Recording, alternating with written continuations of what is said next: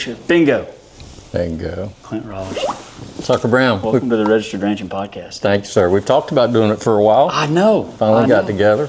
You know, the couple hundred, maybe 1,000 miles of difference of Florida and Texas may cause may have been a piece of that. Just a little bit. Just a little bit. But Clint Raulerson, a couple ways. I wrote down a couple ways that I would describe you. And you can correct me or add to it or take away from it. Okay. Girl dad. Girl dad. Girl dad. 5 of them. And that's why we get along. Yeah. 5 of them. 5 of them. Rancher, cowboy poet, leader. What would you add or take away? Faithful. Yeah. Sure, Christian. Add that one in there. Christian. You know, always proud of that part. Yeah. And I really try on the leadership side. So that's a big thing for me. Thank you for putting that in there. Yeah, of course. Well, I've always thought that. We probably would have met here. We probably would have met in Marco the first time, huh? First time, yes. Yeah. Absolutely. 8 years ago or something. Mm-hmm. Been a while. But you've maybe grew up in Florida. I'm gonna say lifelong Florida. I grew up on a ranch about 50 miles from here, actually. 50 miles. 50 I didn't know it miles. was this far south. Yeah, right. About 50 miles northeast. Yeah. And right on the north edge of the Everglades. Swamp country, cypress country. Yeah. If you're not from Florida, picture South Louisiana. It's what it, if people have been there, it's what it's a lot like. Grew up right in that area. Family owned, or didn't own, but we owned the cattle. Leased about 80,000 acres from the government. And then the government pushed all the cattle off and we had to go elsewhere. Well, I want to talk about Florida cattlemen's. This is where we get to do the podcast. Absolutely. Welcome. And welcome to sunny Florida. It's hard to complain. It is. You're on the beaches of Marco. It is. You bet. But why? What is it about Florida cattle? Florida cattlemen's is different than any other Absolutely. convention that I've been to. Yep. Why? I think the biggest reason is family. Yeah. Is, as long as it's been here or, you moved to Orlando for a few years, this is family vacation for a lot of people. Yeah. While dad comes or mom comes and does business, the rest of the family vacation is your family's here with you this week. The same thing. Yeah. They're not going to meetings. Nope. They're on the beach. My wife's at the pool. So, but I think the way that Florida Cattlemen's ties the family into it so much, they have the dummy roping contest, the junior cattlemen's, and all of that tied to it, where you've been to them and I've been to them, other conventions are business. A bunch of guys like us, we get there, we go to meetings, we sit down, maybe have a cocktail at night when you're done and visit, but there's not everything else that goes around it. And I think where Florida Cattlemen's is at really welcomes that family part, and I think the organization has really built it around that, and they continue to build it that way. Yeah, they do a good job of it. Yes, they do. Because I try not to miss this one. A lot of people do. I think I've missed it once in the past 8 years. And no matter where you go around the country, people, who if they've been here, they love it, and if they haven't been here, they've heard about it and they want to come. And if you haven't been here, I encourage you to, because you'd be surprised at how many people even though you think you wouldn't know anyone. Oh, wow. If you're in the cattle business at all, you're going to know. You bet. Somebody, whether you're in allied industry, cattle industry, even horse industry. You bet. It is. And, like you and I are both, involved in the horse and the cattle industry, and this is where we connect for a week with people, that I might not see them but once a year, and it's here. Convention friends is what I like to call it. Yeah, that's exactly right. But it's always a great week. It's a great week to catch up. I bring my staff, my family comes, and for my staff, it's networking, where they're on the ranch or in the office and dialed in all the time. And I may get to, travel and see people at functions, but they don't so much. So when I'm in an office or in a meeting and I talk about, meeting with Tucker Brown, I saw Tucker Brown at Throckmorton or at this bull sale or whatever, when I want them to be able to connect with that too. So them coming here, going to meetings and seeing things like that is important, I think, for our staff. Well, I think Florida does a good job of that too, because even those guys that may not have a family, are still trying to make it You bet. here. You bet. Florida does do a good job of making it fun, which brings in people. You bet. But still doing all the business. It's doing business and it's making connections. Yeah. You know, our business is about relationships. Yeah, oh, very much. You know, we've all got cattle. Yeah. But it's about the relationships we build that push those cattle, whether it's in the seed stock business or the commercial business. And, you know, and all the other things that are involved here are amazing. My grandson's going to come to the trade show with me this week. And for him, he's a very brilliant young man and not necessarily a cowboy type. But there's so many avenues in our industry that you can walk through that trade show and see so many ways to be connected to the industry through, you know, one career or another that, you know, and it's anything from engineering to biomechanical engineering and, you know, and all the biology and sciences that are involved. So there's a lot of different ways for people to get into this industry, and we need that. We need those people. Well, I forgot to mention, and I kind of want to back up, that you've ranched at a number of places, and not always in Florida. Nope. But right now you're with the Seminole tribe. Yes, I am. And for some that may be a little confusing. Like, what do you mean you're with the Seminole tribe? How would you describe that? Seminole tribe is, you know, if you want to look at it, they're the longest people in the cattle industry in this country. Yeah. So Ponce de Leon came here in 1513, had cattle. They ran him out in a few years, and the cattle that he brought over, the Seminoles started, you know, they used them for. And where did he come from? He came from Spain. Spain. Okay, he was a Spanish explorer, and he came here, brought cattle, brought horses, the Andalusian horse, and the cattle are of some Andalusian descent. So that's where the cracker cow comes from. Who's, you know, to me, she's the Longhorn of Florida. You know, she could handle our conditions. She could, you know, survive here.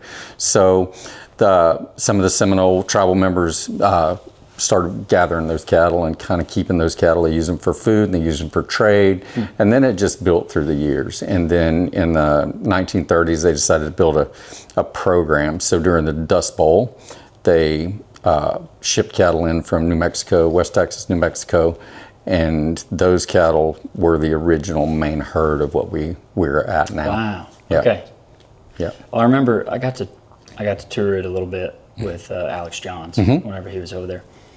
And it was really neat because it is, I mean, from the way I understood it, there were a number of ranchers, I feel like he said like 50 to 70. 63. Okay.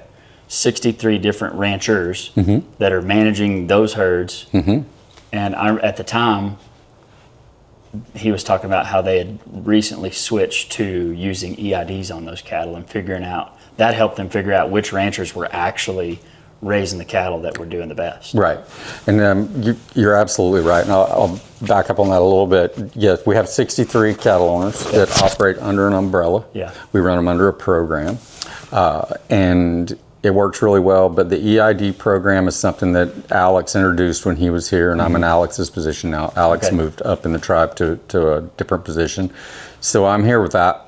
And our EID program is our base. It really kind of pushes everything we do. Every cow, when she walks through the chute, scanned. Every calf that leaves is tagged.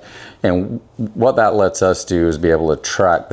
On the calf side, it lets us track our steers all the way through. Yeah. And on the cow side is tracking reproduction, medical protocols, any health issues that we have. And it also tracks, you know, performance within our separate herds. Yeah, I remember him saying how maybe at one time, whenever all those calves would sell, they would just split the earnings between those guys, and it wouldn't be who did the best and who did the worst. It was just like, here's the average. And so really the guys who got the premiums may have been the guys who weren't doing everything they could to add value. Absolutely. And then the guys raising the best cattle were getting discounted. Yep. Anytime you have a conglomerate or anything like that, you have certain people that do more, certain people that don't quite do as much. Of course. And for that, they would bring all the calves in, sort them by weights, and then each owner would get paid by how many calves they brought in. And when he changed it to an individual weight. So we weigh every calf individual. That calf is Individual calves. individual weights. Wow. So we, and I won't talk about numbers, but we will scan that calf. He goes into a load lot, Yep. and we have 7 different load lots they'll go in at one time. So you're splitting those cattle into 7 different groups? 7 different groups. Okay. So when it pops up, our girl on the computer, she'll say small heifer, small steer, medium, big, and then so that's how they sort, and then we have a cutback pin. So it's 6 ways apart, and then a cutback pin, and then Just for ones that don't make the truck? right. Okay. So, and then what that does, not only does it, everyone gets paid for every calf they bring individually, and not on an average. So, and also what that does, it lets us send really uniform loads out. Oh, very. Because we are in tight windows on our weights. And when we send these loads out, they are they're carbon copies of each other. Yeah, and now that's you're not what we just want. guessing, because No, you're not. actual data. Exactly. And that pops up on the screen what he weighs. She puts in what slot, and then it goes into that load lot, and she's got a list of, or on the bottom first screen, got all of her loads. Wow. Well, I think 2 things there. I think beef does it ever since they started doing that value-added programs rather than just a commodity market. Yes. That encouraged people to make better cattle because then they would get paid for it. Absolutely. Rather than getting discounted to the average Right. for making the best cattle. And I don't think people realize how much y'all's place uses all of that technology. Mm-hmm. And then I think there's some guys that don't realize that it's there. I do too. I really think that there's a lot of people that don't understand it, and they, on the cowboy side of things, you think, oh man, it's just more work, and it's, and you know that with what you guys do, you're on the data side. I've been with your dad and saw his computer screen at his breakfast table. So on a spreadsheet. It's the biggest spreadsheet I've ever seen. So. But yeah, and for us to be able to keep that data, and and all the stuff we started before I went there, I don't want to take any credit, but it's just maintaining it and trying to improve on what was built. Yeah. And we're operating under some new technology now, under some new software. Wow. With TELUS International, and they've been great to work with, and we're really excited about the future of that. Interesting. Yeah. Do you have any glimpses of what that future technology might look like? I think it's going to look really good on this. So it lets us really record and be accurate on our accounting side, and our bill accruals for our cattle owners, and everything we do with that. So I think that's going to be the biggest part of it. It's so far it's been outstanding on the record keeping side, on the reproduction side, and on health side. So and it's very efficient. Yeah. And your country gets really hot. Our country gets really hot. Yeah. We have to be efficient. Different kind of hot. We have to be efficient, when that cow comes in the chute, and be able to make sure that we're getting everything done in a timely manner and getting her out of there and still being able to do it the right way. Mm-hmm. So I think this is really going to help us on that. That's exciting. Yeah, it is exciting. It is exciting. For me, I look at the way we can take it forward, where and looking at some embryo transfer and some things like that this coming year. So we're pretty excited. Well, I know. So we talked about the Seminole Tribe. Some of the other places you've been, some of the other jobs you've had. I just want to touch on that because I know you left Florida and went to Kansas for a little bit. I did. A little bit different. Yeah, absolutely. My background is here. Just kind of run through it as fast as I can. But started managing ranches when I was 23 years old. Wasn't ready. Commercial ranches? Commercial ranches in the central part of the state. Grew up, on ranches here, and was, the son of a cow man. And, my family goes back 5 generations in the cow business in Florida. So it's all been, cowboys and that's all I ever wanted to do. Yeah. So got my first management foreman position when I was 23. Like I said, I wasn't ready for it, but I hit the ground running, went at it as hard as I could, messed a lot of stuff up, got a few things right, but learned from it.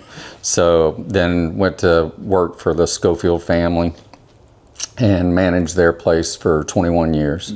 And that was the second management position I had after I'd went and cowboyed and rodeoed for a while. And then the Schofields gave me autonomy, and they let me do genetic things and work on the genetic side and building a herd of cattle. And that was really important to me. And over the years, we were able to really change that herd.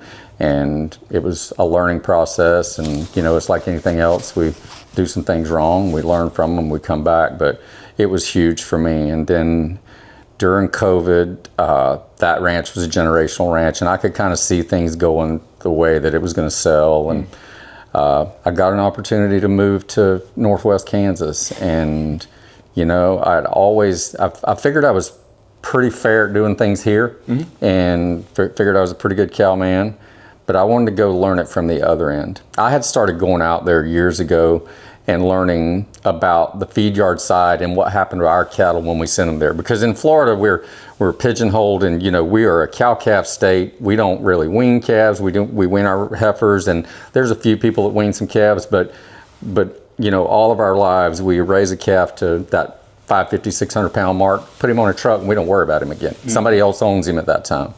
But and he goes a long ways away. He does. He goes a long ways away. So I always wanted to learn more about it.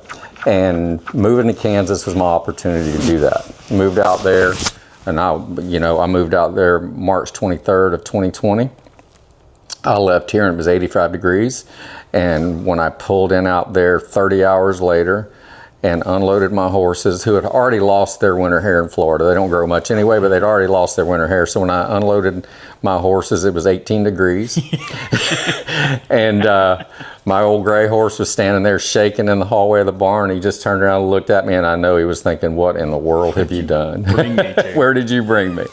So hit the ground running. That place hadn't had a manager or foreman on it, and I was fortunate enough, I worked for a Next Gen Cattle Company and Derek Thompson, and he gave me total autonomy, but it was a big learning curve for me on the feed side, you know, and I did have the good fortune to work with some great nutritionists, but we grew all our own feed. So I had to learn the farming side, which never done here. Yeah. So learn the farming side, the feed side, and a lot of everything was driven towards working on genetics. Yep. So he gave me the freedom, and he had already bought cattle when I went there, but he gave me the freedom to buy more. So we had genetics out of everywhere from West Virginia on some balancer cattle to we bought some Beefmaster cattle out of Nevada. We had some Red Angus cattle out of Oklahoma and some Red Angus cattle out of Wyoming. And then we had I bought some Brangus cattle out of Florida. And then I bought some more Beefmaster heifers out of Florida. So we were able to develop and work on genetics. And as you know, Next Gen's a seed stock company like you guys with multiple breeds. So I was able to tinker with those, do a lot of AI work and things like that. So it was all a learning curve. And then the drought got us. Yeah. You know, beat us up for, you know, we had 8 inches of rain in 2.5 years. And but I got to see everything in Kansas, from a 400,000 acre, the Paradise Fire that killed 4,000 head of cattle. Yep. And got to see that. It started a half mile from my house. Just blessings took it away from us. It did burn some country we had, but that was, you know, devastating. And you know, got to see the good in people though through that. And so. From that, you know, from the fire and the drought and flood and freeze, I saw everything from 30 below to, you know, 120 degrees. So it was all such a learning experience, but I really think God put me in that situation to build me into the cowman that I am, and then also set me up for this position I'm in now. Yeah. Because I got to come back home. Yeah. As you know, I was a day away from accepting a position with some really good friends of mine in North Texas. Yeah, I've heard of them. Throckmorton. And, you know, and your family was so good to me, and I appreciate the time I got to spend there riding with you guys, and then spend time there. And then, you know, getting that call, as, you know, not everybody knows, but I was heading down to visit with you guys on Friday morning, and I was going to accept the position that had graciously been offered to me. And got a call Thursday afternoon, and from the Seminole tribe, and they asked me if I'd ever wanted to come back to Florida, and it was a chance to come back home. I came down and visited with your mom and dad, and you and your brother, and everyone was so gracious, because I felt like they wanted me, you guys wanted me there. Yeah. But you understood how important home was, and it was a blessing to be able to go through that so smoothly. And then came back here. Here you are. So here I am. So Back to the beaches. big circle. It really was. Yeah. You'd get plenty of miles on a young horse that way. Absolutely. On that kind of round. Take the outside circle. Yeah, I could see. What part of Kansas would you say might have humbled you the most? Which experience or learning curve or Probably sickness. cattle sickness? Because in Florida we don't deal with it. Yeah. We don't have respiratory issues here. It's just something. No dust. And there's no dust. It's something we don't have to deal with. So there, right there at my house, I ran a backgrounding yard where we backgrounded all of our own calves before sending them to the feedlot. Also to, winter sickness in calves. When I first went there, the calving season started January 1, and I was blown away. I was like, why are we calving January 1 in North Kansas? I mean, it's, it's 0 degrees and below. And then, so I was able to shift that, and by the time I left there, we didn't have a calf before March 1st. Oh, nice. And that really helped us. But, I went through a time where we had scours across the ranch, and I was literally horseback daylight to dark with a jug of water, boluses, and everything else I could carry. Did you use some sulfur boluses? Sulfur boluses and things like that. I was at rope calves, but when, some of them you doctor as much as you can, as and you still lose them, and that hurts you. It hurts you as a person. It's very humbling. It makes you lay awake at night and wonder what you're doing wrong. And then you talk to everybody else in the region, and they're going through the same thing, but it doesn't make you feel any better. You still want to try to get there.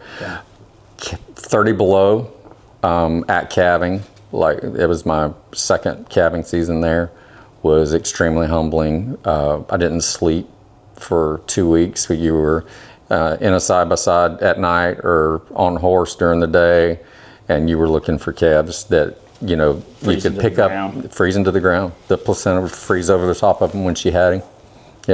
Before she could lick him off. So we, unfortunately, we only lost a few, but we were able to get most of them saved that were born there in that time frame. So that kind of stuff. The weather is the most humbling thing there, because it'll beat you up. Have you had any guys work for you that had one of the opposite experiences, like coming from Kansas, Oklahoma, Texas to Florida? I've had a couple come down here. Not since I've been back, but earlier on we had some guys come here, and it's just all the water in the summertime, and where I was at that time was really rocky country. So it'd be, 6 inches of dirt on top of rocks. And then so in the summertime it'd get wet, muddy on top of rocks. So it's pretty dangerous, riding in it, and horses slipping, and it's just hard, and it's hard on you. Humidity is pretty rough on everybody. There's a saying that the humidity is so bad in Florida that you just get mad for no reason.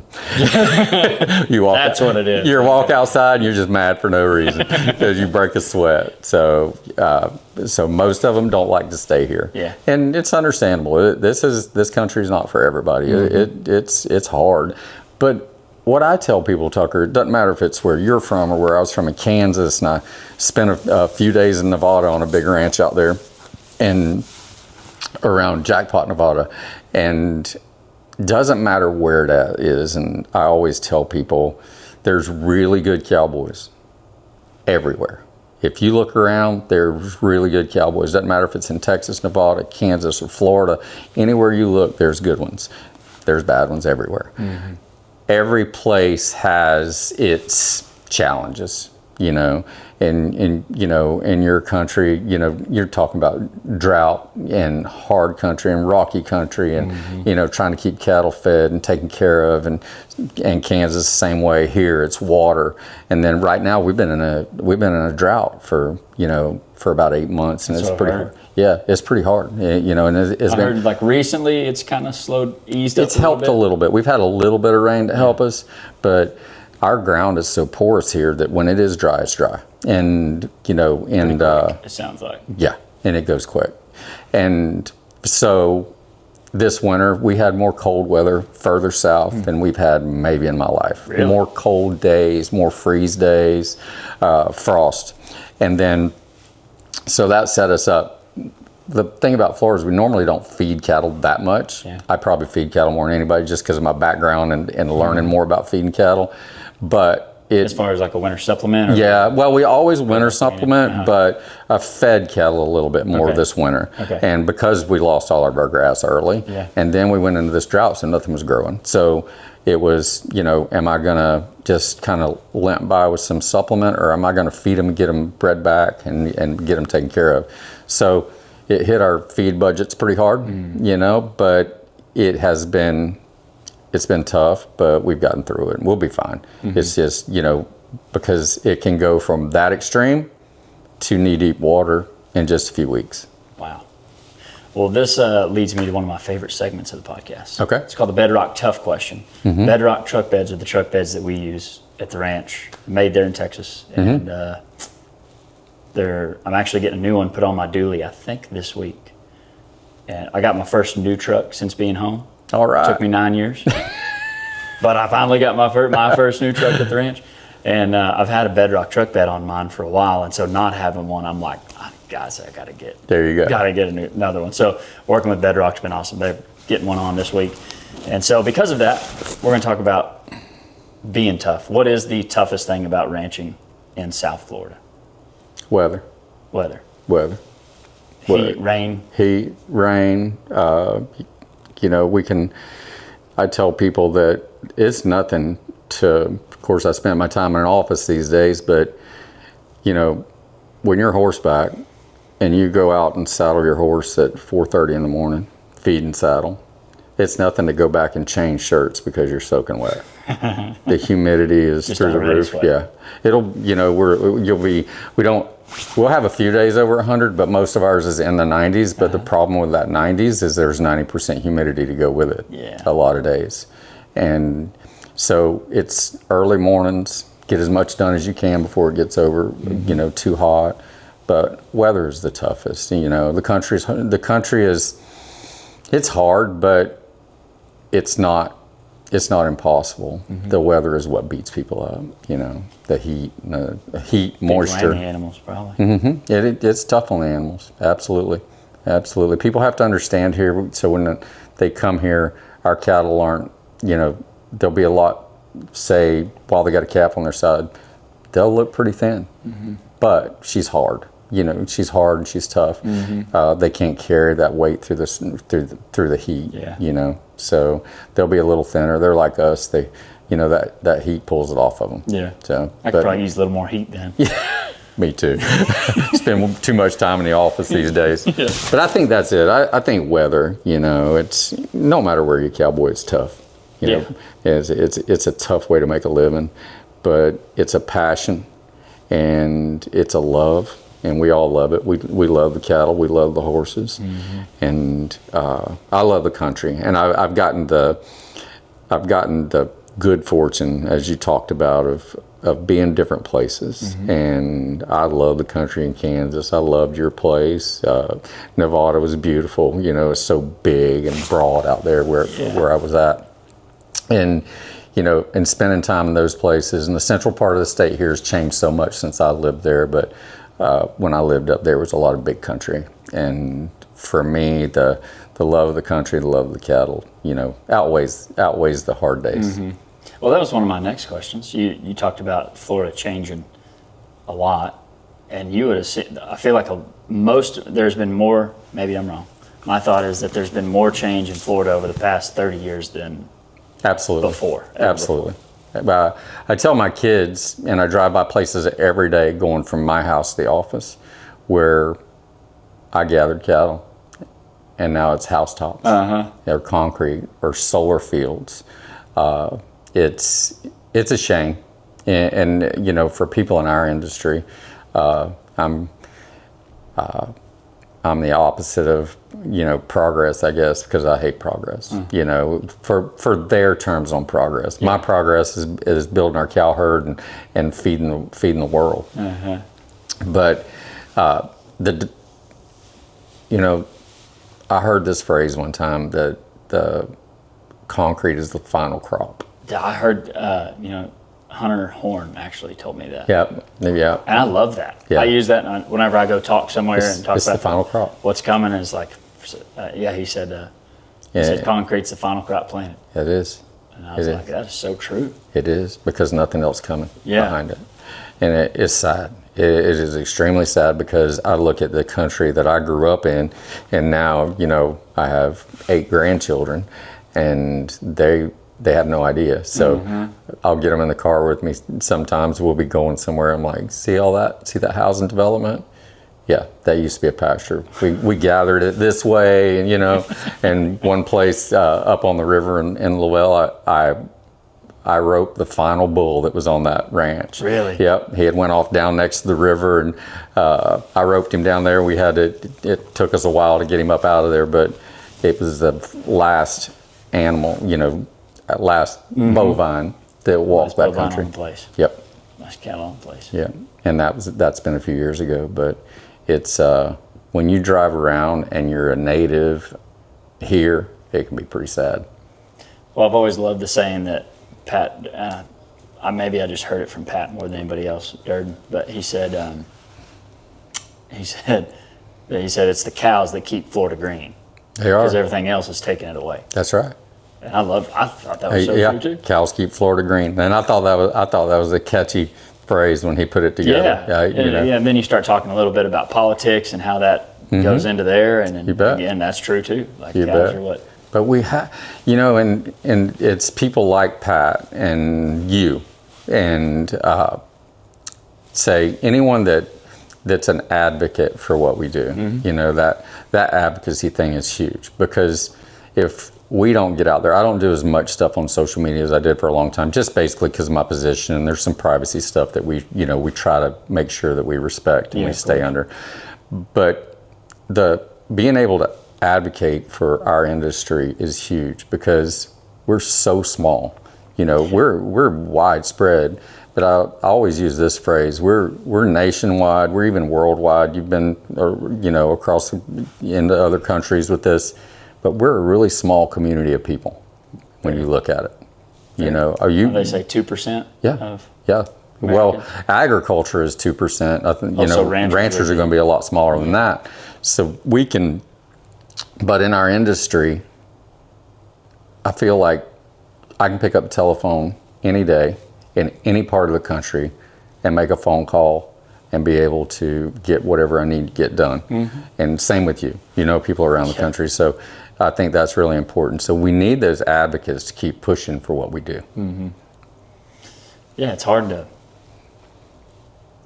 for me to blame, as I have gotten off the ranch more and going to DC and traveling a little bit more,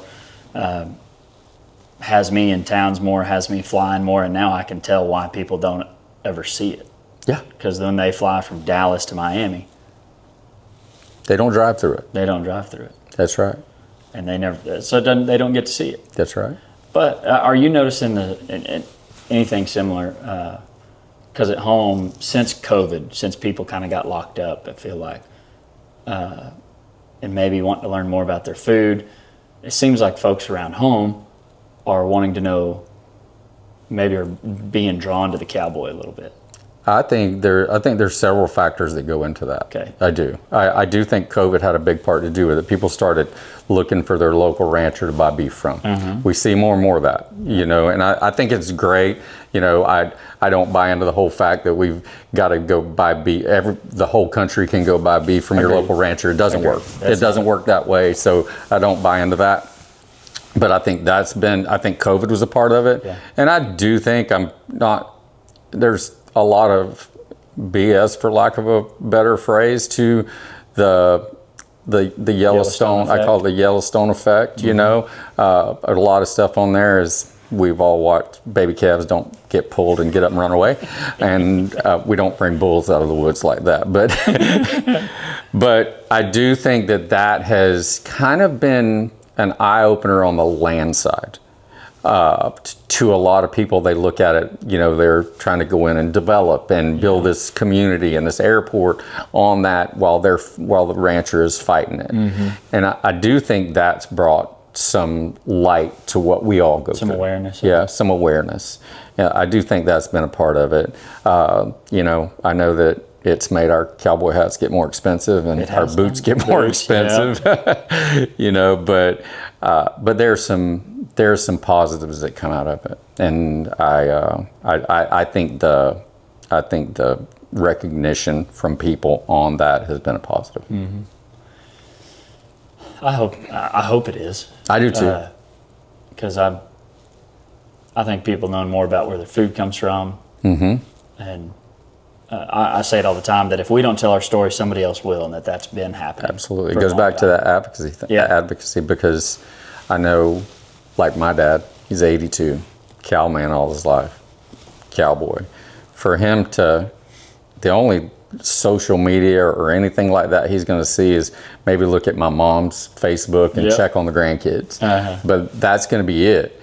He, you know, and I know your family was probably the same way back before your dad and you, but it was, let us do our job, leave us alone. We're going to produce a product and we're going to send it out. It's hard work. We don't want to be messed with. Don't mess with me while I'm working. Yep. You know, I tell a story that, you know, I published a book in 2016 and I was looking for pictures of my grandfather, who was a renowned cowman, looking for pictures of him, and I had a few, but I couldn't find a picture of him horseback. There was not a picture anywhere, and never did find one. So that's one reason that I started welcoming photographers and things like that, because for one thing, you know, the thought process was different at that time. So they were working. They didn't have time to take pictures.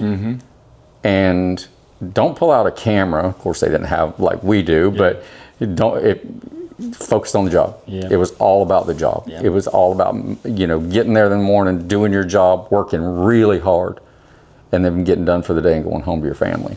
And I think, so those things are, I think it's really important that, you know, people like yourself and me, and I think we all have to advocate to a point.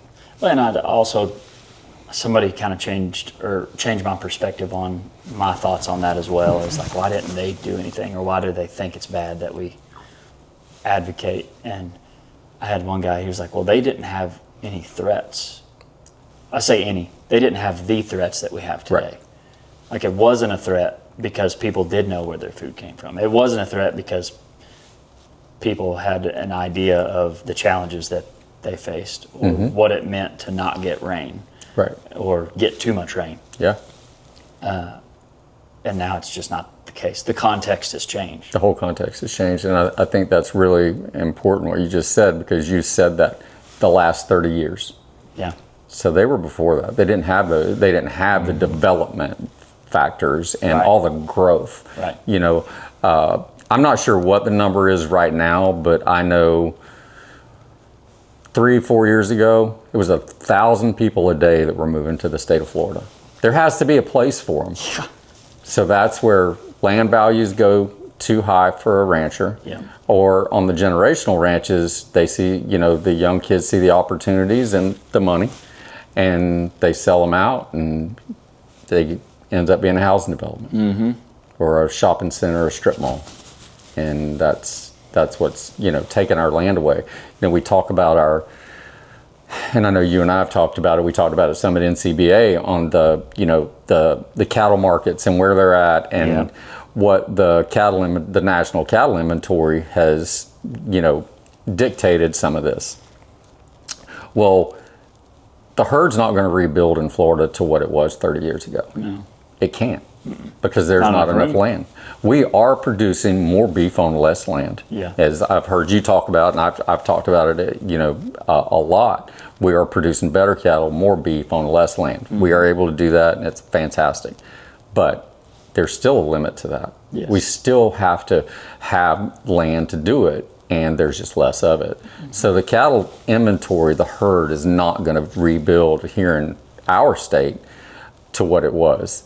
In other states, I think it's got some possibilities. I think if they do open up some of the federal lands and allow some things like that to happen, that it's going to help. But I don't know if it's ever going to get there because of the generational things and the fact that people are keeping heifers to maintain, maybe. But one thing with this market, your cull cows are high, your heifers are high, your steers are high. Pretty easy to sell. Pretty easy to sell. Pretty easy to sell. Yeah, there's a number of guys at the Texas Southwest Cattle Raiser Summer Meeting that they were talking about in their region in kind of South Texas, Southeast Texas, screwworm talk, that a lot of the Southeast guys where those farms are smaller, maybe a little more similar to North Florida, where those farms and ranches are a lot smaller and the cow herd sizes are smaller, that they're like, I think this is at an all-time high in the market. I can cash out and I don't have to worry about the screwworm. I don't have to worry about, what was the other bug? Mealybug. I don't have to worry about the mealybug, which I want to talk about also. But that opportunity looks pretty good. That option. It does. Looks pretty good. It does. People can, if they've got a herd, paid off, they can look at early retirement. Yeah. With the way prices are now. But because looking at 100 head of cows with, a $4,000 market, on a cow, that's pretty big money to put in the bank. Yes, sir. And live on for a while. So I think that's definitely, a part of it too. Well, we already said screwworm and mealybug, so let's go there. The last place that had the screwworm besides Texas was Florida Keys back in 2016. 2016. I'm surprised that wasn't bigger news. From what I understand, it was only one or two animals, but it went away very fast. We heard about it here, put up everybody's alert, everybody's shields, and then it was gone. Then we didn't hear anything else about it, until we started hearing about it move north, through Mexico and working towards you guys. Yeah. And it was a big issue here back in the 40s, 50s, and 60s. Yeah, it would have been. It was huge. At the same time, it was bad in your country. It was bad here. And kind of similar to South Texas, with all of the brush and the swamp country that you have, it's almost impossible to see every animal. Absolutely. And all the fly. This is fly heaven. It is fly heaven because it's never hot. cold. It's never cold. It's wet. It's hot. It's wet, and they can live year round. And just as in South Texas, wildlife. Yeah. It's deer, the feral hog. Heck, we can't get rid of the feral hog problem anyway.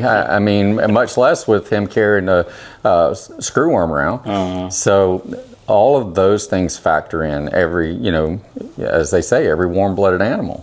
So I'm hoping they get this new facility up and blasting these flies out of there, these sterile flies out of there as fast as they can. Does your dad remember? Did he doctor screwworms? Yes, he did. Did he have any stories or anything you remember? Just the fact that we use cow dogs, and the fact that back in those days they couldn't use them, because couldn't use cow dogs. Nothing that would bite a cow. Oh, because of screwworm. Because of the screwworm. The dog would cause. Exactly. So it caused more challenges gathering cattle in this swampy country. So if some of the guys that use dogs would put muzzles on them, and where they couldn't bite. So the stories of I can't even remember the name of it, but the black tar that they had to carry around, they'd scrape. Oh, that they would. They'd scrape the flies or the screwworms out of the wound and kill them, and then smear that in the wound. It was supposed to keep them out. But I think it was steady horseback. It was long, hard days and hard times, back then. And what is I'm very unknowledgeable about the mealy bug. Mealybug, so we all are too. So that's one thing about being here this week at the convention. It's a big subject. So mealybug is a fly they have in East Texas and some out. I talked to somebody in Fredericksburg this week, so a little bit south and west. Yep. But it's a little white, waxy looking bug that gets in grass and sugarcane, which we also grow sugarcane, a lot of sugarcane in Florida, and it sucks the sap out, from what I understand. Leaves a waxy substance on the plant, and you can see it start to, first it's a yellowing and then blackening of the grass and then gone. Wow. They say it knocks out big places in the pastures. We haven't found it on any of our ranches yet. There are some places in our area that have found it, and so we're monitoring and we're looking and here this week to learn more about it. That right now there's not a labeled spray for pasture. There's some labeled sprays for sugarcane, but they don't seem to be as effective as we would like them to be. Wow. And from what I understand, in cold times or dormant times, that this bug can burrow and live up to 3 feet underground where you can't get to him. So it's a problem. Texas hasn't been able to do anything with it, and it's a big worry for us right now. Although we are on alert on the screwworm. We are keeping an eye on that every day. But right now, this mealybug is a big threat to our pastures and our forage base. Yeah. Do they know? I don't know what. I mean, it just made me think of it. What brought the screwworm back in 2016? No.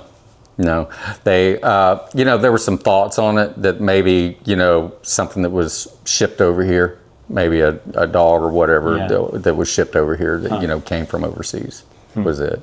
But I never heard anything definite on it. I mean, that would have had to come from like Cuba or somewhere down there, which is a very possible thing, because not only,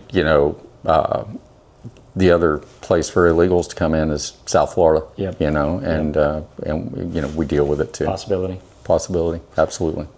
That's interesting. Well, I kind of want to get back to talking about the cracker cow because I feel like Florida ranchers use more crossbreeding than any other place in the States, and are more willing. Love the Bramer cross. Yeah, she works here. You have to have it. She works here. Yep. Was there a time where you got to see, maybe some more British cattle come in, more people try that as Angus cattle got so much more popular? Did you see any web and flow of that? Back in the 80s, I saw late 80s, saw a big influx of the Angus bull, and it hurt people pretty bad here. We see the black cattle sell on the market. Most people here at that time sold through the sale barns. There wasn't a lot of contract calves other than some private treaty stuff. So back in the 80s, you would see people, go heavy Angus on their bull side. Well, where that was good on the first cross because they were on heavy Bramer cattle. Yeah. But then as you continued that cow got smaller. She got a little bit less bone in her. The cross weakened as it went. A little softer, probably. Little softer. So then we ended up, they ended up with some pretty fine bone cattle that, as that first cross is your best cross. Yeah. F1 is where you want to be. But, as it trickles down the line, you lose some heterosis and things like that. So breeding fertility went. Cow size kind of dropped off, so then people had to start scrambling back the other way. And it's always for me a balance. We use some Brangus bulls, we use some Beefmaster bulls, but also run some Charolais bulls. And I love being able to tinker with those genetics and bring those Charolais genetics back into some of that stuff that's a little closer to that F1, and we can really produce some good calves at that point. Yeah, that seems to like I wish more people had some type of management plan or breeding plan like that, because it does require more management. It does. And separation of your F1s from your F2s, or you bet, circulating that breed and which bull goes with it. That's some management. And I had somebody tell me the other day that I had never thought about before, was that screwworm, one of the bad things, even though it was still better than having screwworm, but getting rid of screwworm also got rid of a ton of management practices. You're not in your cattle as much. Right. Not in your, and then it allowed you to be like, I think I'm just going to stay. Yeah. I think I can check them this weekend. Right.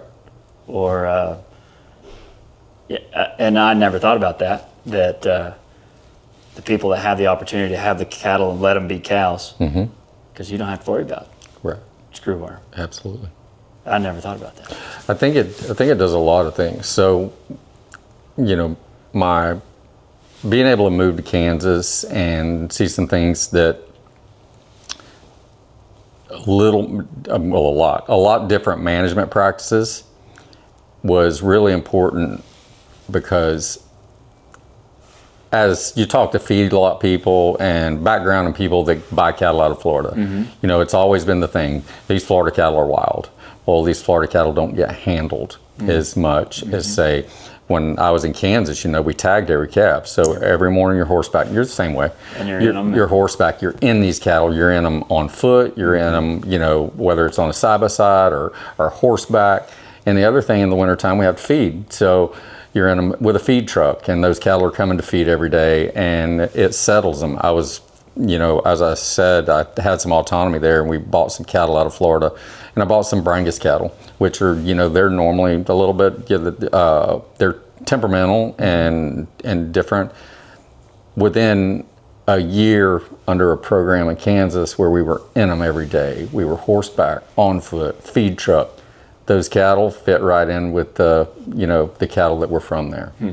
And so that was a big eye opener. So maybe more regional difference or environmental difference. It's environmental and regional. It in management, and it's not that people are bad managers here, but the cow takes care of herself, so they don't have to be in. The screwworm and this mealybug, where you have to look at your pastures and you have to really monitor, is going to bring back some of that, and it's going to weed out. I think it's going to weed out people that don't want to really put in that extra work and be in those cattle. What is through all the management that you do and crossbreeding, what is the calf that you are trying to produce? Whenever that calf sells, what is okay? It So look like? For us here, I'm always looking to build a cow. I'm a maternal guy. I want that cow. For me, I've always said that our females should always be worth more than our steers. And as we sell them on a feeder market, that it's not that way. So I want to produce a female that's going to be not only something that I feel like I can keep and build our herd with, but I want to build something that's marketable as a female. As a breeding female. Yeah, and I think if we continue, nobody ever asked me if I was a steer guy. They asked me if you're a cow man. Yeah. We're cow people. Yeah. And we have to build a cow. You guys are the same way in what you do, because you have to build that cow to be able to put that right seed stock bull with her and produce an embryo that you need.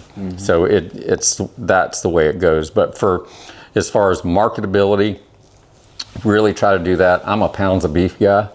I like to grade well, and we do our grading and feeding has been good over the last few years, and I think it didn't start with just me. It started with Alex on maybe paying attention to that, ribeye, IMF, stuff like that we need to, and we are mid to upper 80s on our choice and better. So, Nice. But yeah, it's good. We're not going to be 92 to 95. We're just not. Because we don't carry that. But to have those numbers is pretty good, and still be able to produce that female. So for me, I want to produce something with some bone and make sure that we are putting the calf on the ground that's going to be able to, I call it capacity. Give me the capacity to grow him and put pounds on a truck. The least number of calves I got to put on the truck means the more trucks I can load.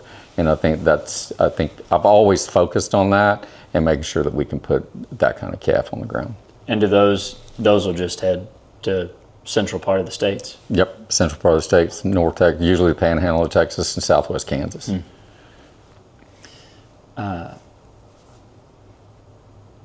Well, I forgot to mention that you did some rodeo stuff. Yes, sir. I forgot to mention. How did I forget to mention that? You did some clowning. I was a PRCA bullfighter through the 90s. Did you ride it all before that? I rode when I was young. Okay. Yeah, rode bareback horses and bulls when I was young. Wow. Then I was just good enough to not make any money but keep going. Got an opportunity in the early 90s, kind of out of the blue. It was kind of a freak thing. I showed up at a bull riding, was entered in the bull riding. And I always went to the practice pen and, helped out with the guys. And the producer walked by me and said, "Hey, my bullfighter didn't show up." He said, "I've seen you in the practice pen. Can you step out there?" And I said, "Heck no." I said, "Those things will kill you." He said, "Well, I'll pay you." And he said, "And I'll pay your entry fees." And I said, "Okay." So they run my bull in the front, and I ended up winning second in the bull riding, and then stepped out there and fought bulls, and he paid me, and I made more. He paid me more than my second place winnings were. And I'm like, you know what? And I kind of had fun. Yeah. So it kind of took off from there, ended up getting an opportunity and getting into the PRCA and working some outstanding rodeos and built a career through that. But just like the cow business, the rodeo business was connections for me. Mm-hmm. I still have people that I, am in touch with, and because rodeo world is tied to the cow business in a lot of ways. It is. So the rodeo, my time in the PRCA and doing the things I've done, was fortunate enough to be elected to the Southeastern Circuit Finals 4 times, and got to work some big rodeos, and and I tell people it's pretty cool because I look at guys that are retired now that are on podcasts and stuff, yep. and I rodeoed with those guys, and it's good stuff. Yeah. Did you have a stage name, or was it? Nope, I was just me. I was just me. I just kind of really relied on my abilities, and I did after when I retired from fighting bulls. I had done some comedy work and worked the barrel a little bit, and was asked if I'd stay in the PRC and be a barrel man. Yeah. And I tried it for a few months, and it just wasn't my thing. I like to be out on my feet, moving around. Mm-hmm. And I had a young family, kind of like you are now, and it was time for me. My girls were starting to play ball and things like that, and I needed to be home on weekends. When I decided to retire, I was in Atlanta and worked a performance on a Saturday night, and got finished with the performance, washed my makeup off my face, and was a little bit beat up. I took a pretty bad hooking that weekend, and my oldest daughter had a softball game in Tampa, Florida on Sunday morning at 8 o'clock, and I needed to be there. Yeah. So I left Atlanta that night after the rodeo, and I drove it took me till like 4 o'clock in the morning. Oof. And I didn't want to wake the girls up. They were in the hotel. Didn't want to wake the girls up, so I just pulled up in front of the hotel, laid my seat back, and went to sleep. And I woke up, and the sun was coming through my window, and I looked out the window, and I looked at that hotel, and I'm like, you know what? It's time to be a dad. And so that was in early 2000. I finished out that year. I'd let everybody know that was going to be it. Yeah. So walked away. So, oh, dang. Yep. What a fun little. It was outstanding. How long did you do it? I fought bulls for 10 years. 10 years? Yeah. 8 years in the PRCA, but I fought bulls for 10 years. And you had to do some ranching while you were doing that? I was working every day. Yeah. Matter of fact, my dad, who worked for the Seminole tribe, he I didn't know that. Yeah, he managed one of their operations for 25 years. Like one of the 63? No. He worked on the board side, on the outside side. So he worked on the board side. He managed one of their places for 25 years. And he actually retired from the tribe. So I was day working for him, and I was day working around at that time. So I'd work 3 or 4 days a week and leave on a Thursday or a Friday morning, and then fly or drive to wherever I had to go and get to work. Wow. But had a lot of fun. My body tells on me a little bit these days. I You know, broke everything from my neck to, you know, ribs, both legs. Oh. And yeah, so been beat up a little bit, but it's all good. Feel pain when the rain's coming. Like, Yeah, that was Atlanta 2000 right there. You bet. But got to see some cool things and meet some great people. Yeah, cool. Yeah. I'm gonna change where we're going a little bit. It's one Okay. of my favorite segments of the podcast. It's called the Fenolio boot. I wear Fenolio boots. They're a family that been making and selling boots for a long time. They're in Texas, and they're in the Fort Worth stockyards. So if you ever go to the stockyards, or you can buy online, they use discount code Tucker Brown, all caps, no space, get you a discount. You got it. But what about ranching or ag in general? I'll leave it pretty open. What would you give the boot? What would you kick out? What would I kick out? What would you kick out? Culture, practices, breeds of cattle. Well, there are a few of those. Wow. If I had to kick out something, it would be the opportunity for foreign entities and large corporate entities Yeah. to buy ranches. That would be my thing. Now I work for we are a corporation, but it's a tribe. It's a little different. But you know, Bill Gates, Yep. these guys, they, you know, those kind of guys that want to buy this land. And you know, the other thing would be is people who buy ranch land and turn it into hunting properties and get cattle off of it, because they can say what they want to.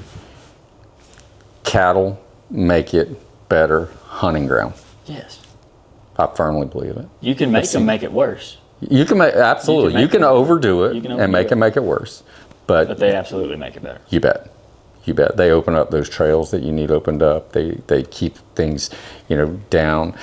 So for me, it'd be those couple things: the corporate entity and the guy that buys the land to just That's a good take one. all the cattle off of it. And Throckmorton, we're close enough to Dallas that we do get quite a bit of that, and it's all in. You know, they have a 320 or a 640 or something like that, and then it's like 8 years, and then they're like, this grass is just too. I can't see my deer. Right. Or it's just too tall. These weeds are just getting in the way, and I need to mow it. And I'm like, I got a mower for you. I absolutely. Well, I've got a mower. It can get anywhere. It never gets stuck. You bet. Never have to change its oil. It fertilizes your ground by itself. It even self-replicates. It's really cool. You bet. It does. It's regenerating. But it has opened up some opportunities, because whenever we do have a few places where we get to graze 6 to 7 months of the year for basically free. Yeah. Because they just want it mowed. That's pretty cool. Not that it's a good thing that those guys keep coming and buying and kicking them off, but I'm just trying to take advantage of the opportunities You bet. that arise. That's a good one. Brought to you by Fenolio Boots. Check them out. There you go. I love them. What does as we're getting towards the end here, what does the future of Florida ranching look like? We talked about some of the challenges of people coming in, some policies changing. Do you have an idea of what might be coming? Thankful for the oh gosh, I can't think of the name of it right now, but environmental easements and the Lands Act, where people can put these environmental easements to protect their land. Like a oh my goodness. Oh, it's all conservation. Put it into a conservation easement. It's a conservation easement. So I think that is really going to protect, you know, a lot of our lands. It'll always be here. It'll get smaller, but it'll always be here. And I think those things are going to keep it thriving in a lot of places. There are, you know, I think there'll always be an opportunity, because there are places where they can't develop, you know, and you know, our wetlands are protected, and a lot of those wetlands are low country that we graze in the winter and the spring when it's dry, and then we're off of them through the summer when it's wet and wildlife thrives. And I think those kind of things are going to protect us to a point. Well, that's good. I know we've talked about a couple things that were kind of bad. Yeah. But I don't think ranching's going away. Ranching's not going away. It's going to be here. It's, it's survived. People, you'll hear them say, oh, that way of life is a thing of the past. And we're still kicking. They've been saying that for a long time. Yeah. And we're still kicking. But what we do and what we've found, and I know you have too, and we've talked a lot about it actually around it, is we adapt. Yes. To our industry adapts to what's around it, and whether it's being able to adapt genetically or adapt to types of land that we are using now that weren't used in the past, and different kind of grasses we can plant to produce more on smaller properties and things like that. The people will continue to keep this going, and it's not going anywhere. No. Yeah. No, I get kind of beat up with the statement of, the average age of the rancher is 62 and there's nobody to take it over. And I'm like, well, I bet if you leave, somebody's coming. Somebody's You coming. think it's just going to sit there? It ain't going to sit there. Somebody's going to see an opportunity. Yeah. And they might not do it just like you did, but there's going to be an opportunity for young people. And I think what you do, and, anybody that, advocates and is part of that, and we've said that word a lot, and I know it's probably use it too much, but the advocacy is huge. And for us to continue to put this out to young people, make them want to come back to it. So this is, and I know it happened in your country, it's happened in this country, when I say country, I mean state, area. Yeah. But so when I was a young man, my teens, and older than that, people were raising their kids, but they wanted them to go to town, get an education, and be a doctor, lawyer, engineer, whatever you could be, because this ranching life, it's just hard, and it's not very lucrative, and these things. So they pushed their kids to do these things. So the kids did. Yeah. Well, they didn't come back. A lot of them didn't come back. And then when it, whether it's death or retirement for those older people, you talk about those 62 and above. So when it's death or retirement, those kids who are now living in town, instead of living in Throckmorton, they're living in Dallas, Fort Worth. And it's time to sell. So it goes to, whatever. So I think that has been a factor. But I think now it's turning around a little bit, where people are saying, hey, come back to the ranch. Yeah. And then COVID, I think, helped that a lot. As bad as it was, Right. I lost my mother in COVID, but as bad as COVID was, it kind of brought that vision back to say, hey, maybe we need to get back out there. Yeah. Because in here, we can't buy toilet paper. There are no eggs. Yeah. Let's get back out there where we can have some chickens or and stuff like that. I know that's going down a rabbit hole, but I do think that was a factor. In it. Oh, I totally agree. Yeah, Throckmorton's population grew during COVID because people were leaving Dallas, Houston, San Antonio, and being like, I think I'm going to go there. Yeah, you I bet. want to go there. Well, now we get to move to the Clint Raulerson show. The Clint Raulerson show. And okay. you get to become the host Okay. of the Clint Raulerson show. Lead the conversation, ask a question, whatever you want to do in the podcast. If All you want. right. Whatever you want All to do. right. I tell you, so this has got, I got to, your dad was talking about this when I was out there, when we were talking about it, me coming there. The vents. Oh, yeah. The virtual fencing. The stuff. virtual fencing. Tell me a little bit about that.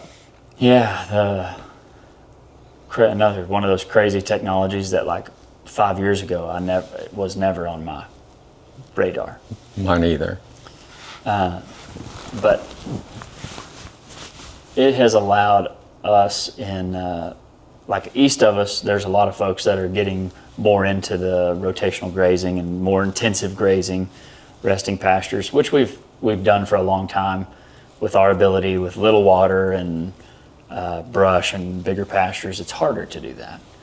But we know if we want to be sustainable, which is one of those words that's overused, that we have to at least continue getting better or stay the same with with the ground that we have, with the grass that we have and soil. And now with more opportunities like carbon credits, or like we've seen more and more data that some more intensive grazing and resting improves pasture, better grass, better for the cows, better for the pocket. So all of those things, we're like, all right, it's time that we invest in that without shepherding cattle. Right. Without being out there all the time, living with them and shepherding those cattle. How can we do that? That virtual fence has allowed us to do that from our phone. We are still with those cattle every day, but it is helping us shepherd those cattle, keeping them in locations a little more intensively, or it may be even more important, keeping them out of locations to let that grass rest. And there's more. It's changed so much in the last 3 to 4 years where there's more competition in this field. There are a few now. And competition's a great thing, because then if you don't improve, your competition is. Absolutely. And now they're making it to there's some companies making it to where you can know when a cow comes into heat, you can know when a cow is calving, you can know how long she's grazing, how long she's resting, if she's getting chased by something, like if it were a coyote or a fire or something like that. And so now not only are we getting better grazing, but we have opportunities in the very near future to be able to tell way more about those cattle. And just like the data points you're talking about, the individual data points on your calves, on your cows, improving growth, improving your fertility, we're going to be able to do that through a collar, without actually having to bring those cattle into the chute to capture that data. You mentioned that cow coming in heat and being able to pick that up through that'd be a huge tool in the embryo transfer AI. Oh man, that's a game changer. Saving labor. You bet. Might be able to make that softball game. Yeah, there you go. So, on the same subject, we also always talk about pros and cons. What would be your cons on it? The cons, if there are any. Yeah, I think there always are, or at least consequences. Consequences, it does kind of like the screw worm, that since it's gone, it gives you that idea that I can just ranch from right here. It gives you that opportunity to say that. We haven't said it yet. Right.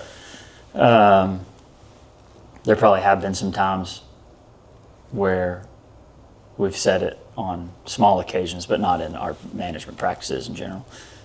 And then the learning curve is kind of tough, which I think they're getting better at making it more friendly. But it's different, so sometimes people don't like different. Cowboys don't like different. Right. I don't blame them. I don't either. I get it when you look at the cow and she's got this big collar around her neck, kind of, that doesn't look great in a painting. No. Like, what's that? Always the first question anytime a tour group comes in, that's not a bell. Right. What is that? Yeah.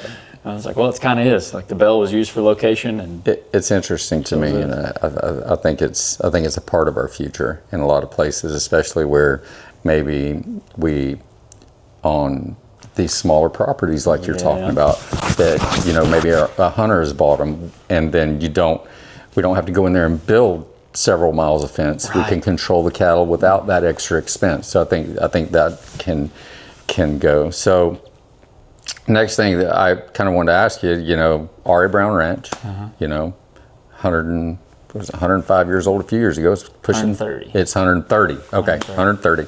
So tell me what's new, what's coming down the pipe on the R.A. Brown side. Good question. Well, it's changed quite a bit as far as family management since my brother and I both had kids.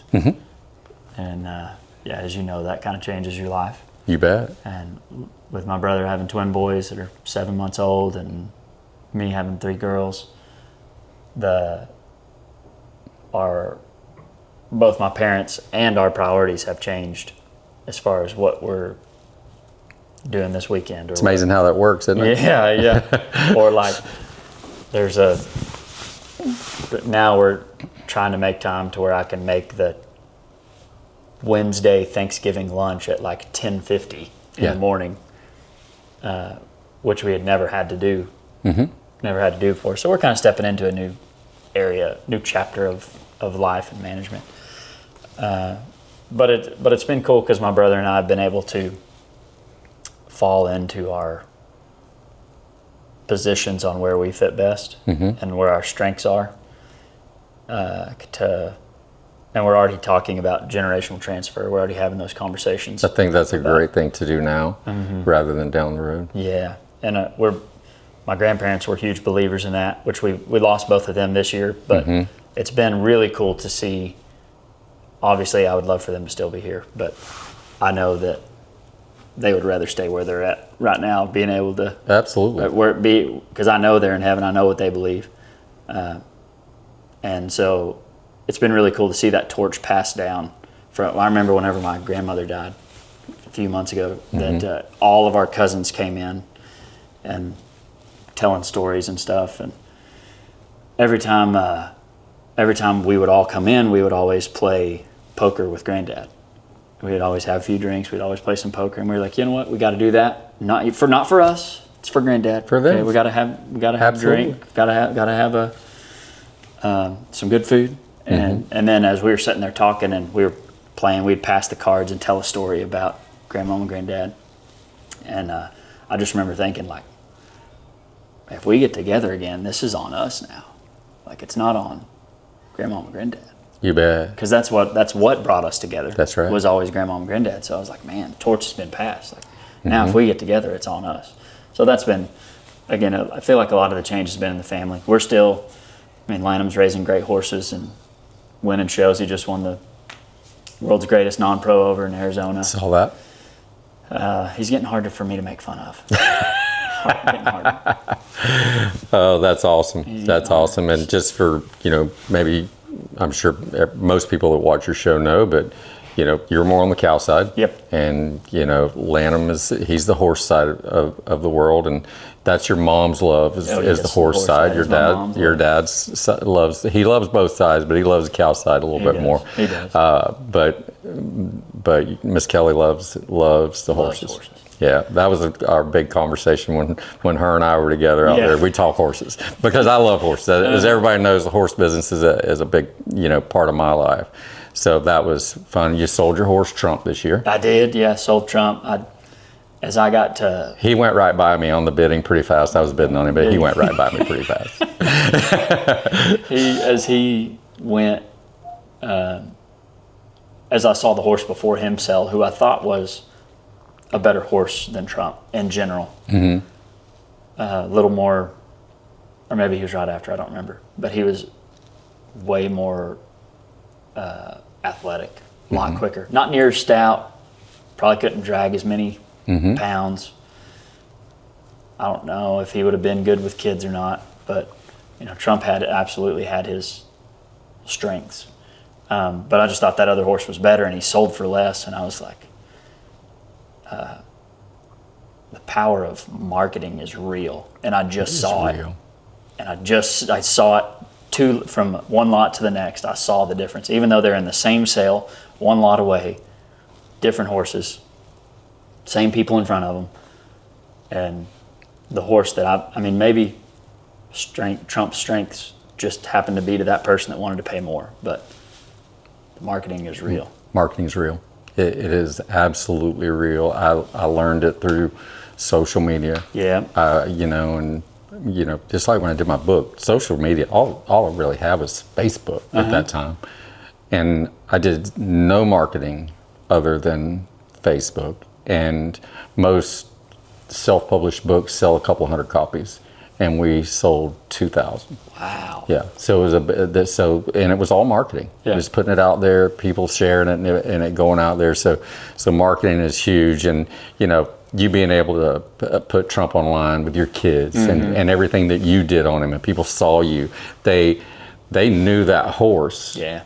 And right along with Tucker Brown. So I think that was a cool deal. And I'm riding. Everybody that knows me knows that I'm a huge fan of Take a Pick. Yeah. And I'm riding a Take a Pick now that belongs to Dusty Holly. That I'm training for him. Cool. And she's that's the filly. The filly. She's a very nice is filly. She like 3 or 4? She's 3. 3. Yeah, coming 3. She's not quite there yet, Okay, but she's coming 3. Very nice filly. She's going to be a whole lot like her dad. Yeah. So, and there's not many of those left now. Yeah, of those youngins anyway. Yeah, that we need to keep them going. That's a heck of a string of horses. I love Yeah, those. I've got a 6's pick mare that is on our broodmare string. So really, yeah, so she'll be good down the line.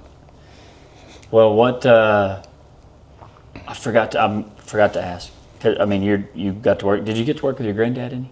No, I didn't. Okay. He passed away when I was young. Okay. Yep. But got to work with your dad. Worked on the Seminole tribe. Kind of full circle with you coming back. Any and it could be your dad or any other cowboys that you look up to, or men or other guys in general. But any sayings or any wisdom that they shared with you that you keep pretty close to your heart? Wow. Somebody said this one time, and I pay attention to it. My granddad, this one's kind of funny, and there's a couple things, but, somebody told my granddad one time, they said, old John down the road, he ought to be a good hand. He's been around cattle all his life. My granddad said, I drive by the airport every day. I can't even crank an airplane. I like that. That and, is kind of a life advice thing. My dad, told me one time, he said, not every day's going to be good. So true. It's being able to take the good days and let them carry through the days that aren't good. And it doesn't matter if what your job is, whether it's, cowboy riding a horse and you love what you do, absolutely love what you do, or if you're like me in an office every day and, and dealing more on the corporate side, you're gonna have bad days. Some things aren't gonna go your way, some things are gonna upset you, but it's being able to take that good and be able to just kind of keep pushing forward and having that goal at the end where you can just keep pushing. And as a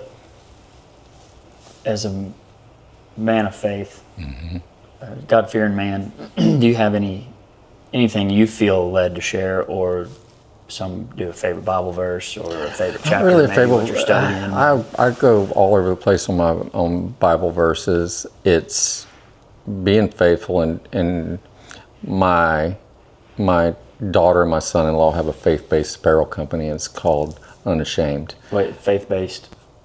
Christian-based. What company? It's called Unashamed. But you said a faith-based something company. Apparel company. Apparel company. Yep, Okay. apparel. And it's called Unashamed. Yep, he does some pastor work. They both are really involved in their church and have very strong faith. And their company's called Unashamed. And I think that carries so far. Because, we talked about it, before the podcast, how some people aren't comfortable talking about it. And I think that, as witnesses, we have to talk about it. And Called to talk about it. Yeah. It's a walk. It is a walk. And, Lord knows I haven't always walked that way. Gotten stronger in my faith and very, very, I say passionate about it. But unashamed. Yeah. Willing to talk about it, and willing to share that with people. And I think that willingness to share carries so much weight, because that's what we should be doing, right? We should be. It's how we walk, and how we treat people. That people look at us, and young people look at us, and especially when we're somewhat in the public eye, people look at us and go, maybe that's what I want to be, or and I never considered myself a role model, but if that's the way that goes, that's the way that goes. I'd rather be a good one than a bad one. Yeah, that's true. That's true. So, well, I've always appreciated your leadership, and it always seems like I've heard it said the wisest man in the room is normally one of the quieter ones. And I always feel like whatever words you have to say typically have some power behind them and never just talking to talk. So I've always appreciated that about you. Well, thank you. Thank you. I appreciate that very much, and I kind of back to something we spoke about earlier, and I've said this, that people like you are, what's our thing that we talk about in our business so much, sustainability. Mm-hmm.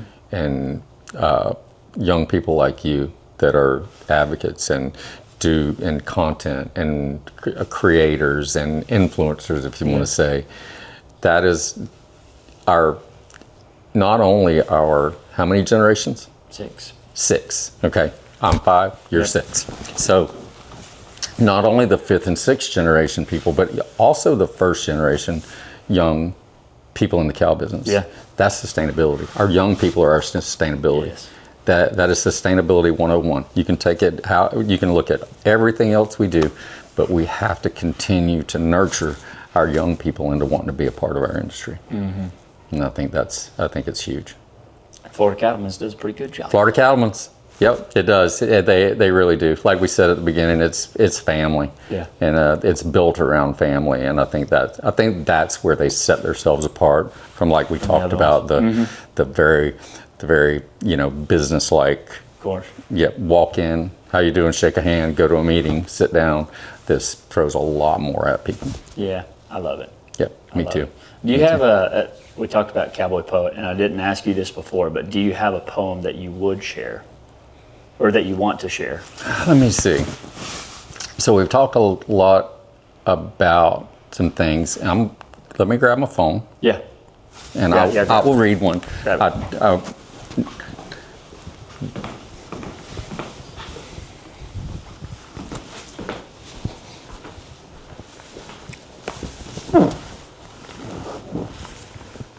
me see which one. Oh, Pat just agreed to doing a podcast too. All right. You'll have to give me some good questions for him.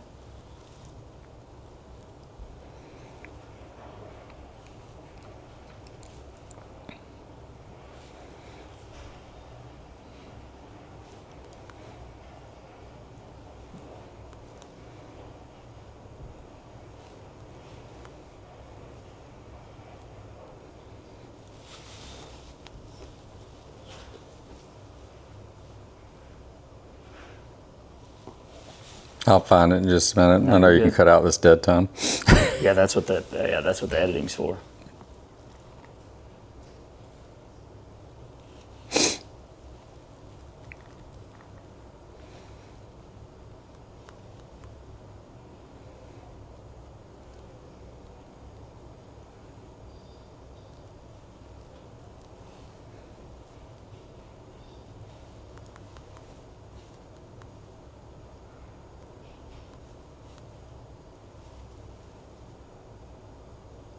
Well, I can't find it.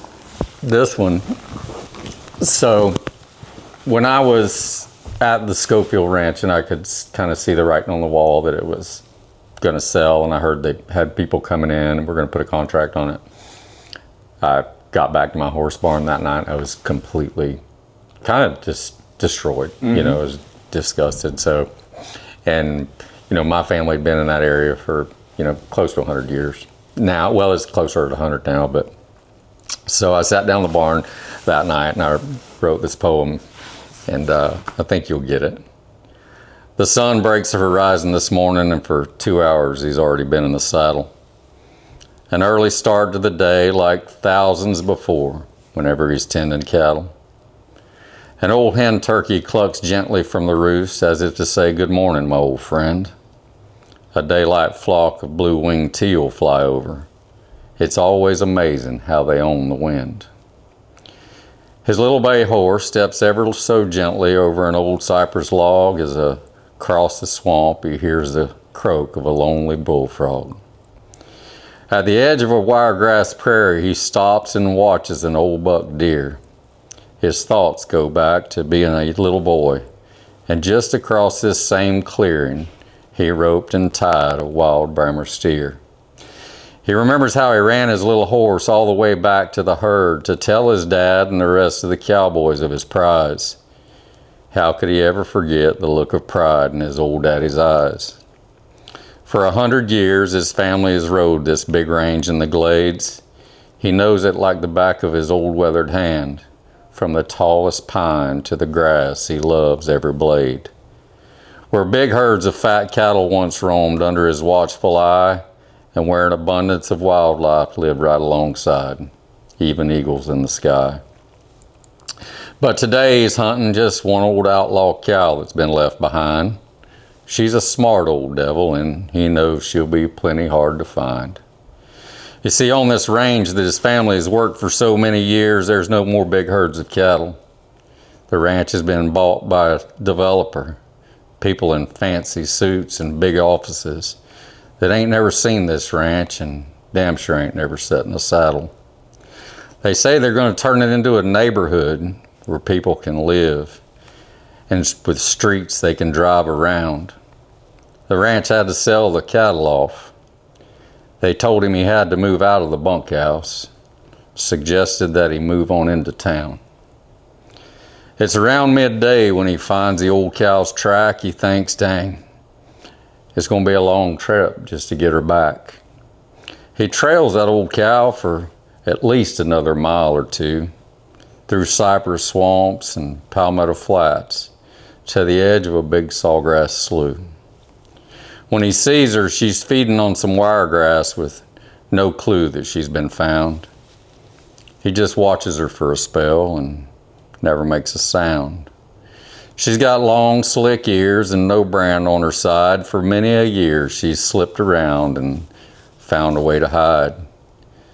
He admires the old bovine for her wily wit and wear. He's the old cowboy and her the outlaw cow, but it's a common bond they share.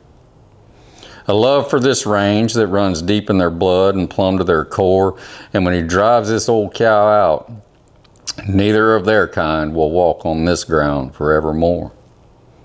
As he watches the old cow, he can't stop the growing lump in his throat and the water in the corner of his eye. And he takes off his old hat and he looks to his maker in the sky. Says, Lord, I'm just an old cowboy and I've always tried to be a good man. And I know whatever happens here is all in your great plan. But Lord, all my life I've given an honest day. I've always done my job and worked hard to earn my pay. Lord, I want to thank you for letting me live and work on this land. And you know, Lord, I've always been one to ride for the brand.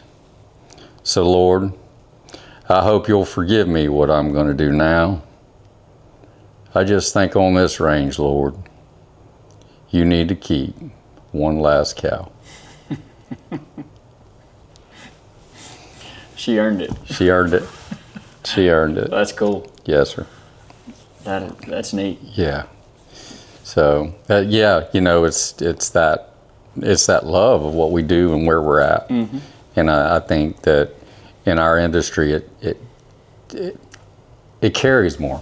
Because for me, you know, now that I sit in an office and working in the corporate world, it's hard to have that feeling sitting inside four walls. Mm-hmm. So I think about people that don't get to do what we've done in our life, and think about people that are sitting in cubicles or wherever they're at, and that there's not that vision and that inspiration. Our land and these cattle and horses have always been my inspiration. They've been my right and inspiration, been everything I've been inspired to do my whole life.